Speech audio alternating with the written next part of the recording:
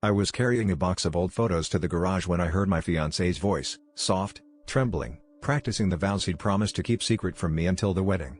The words were sweet, too perfect, but what made my heart stop was the second voice. My sister's laugh, unmistakable, echoing back. I froze behind the door as he said her name in a way he'd only ever said mine, promising forever and whispering a secret I was never meant to hear. I pressed myself against the cold wall, listening as their vows twisted from romantic to confessional. He told her he wished things were different, that he'd never stopped loving her, that marrying me was the only way to keep the family together after what happened last summer. My sister shushed him, saying I could never know, that it would ruin everything. I realized their secret was a living thing, pulsing between them, binding them together while I stood on the outside. When I finally pushed open the door, they jumped apart, guilt written all over their faces. My fiancé stammered that it wasn't what it looked like, but my sister's eyes were already wet. She begged me not to hate her, blurted out that she was pregnant, and that it might not be her boyfriend's.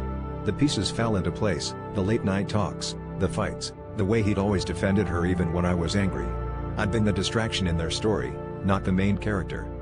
My world tilted, but the worst part wasn't the betrayal, it was the surge of relief I felt.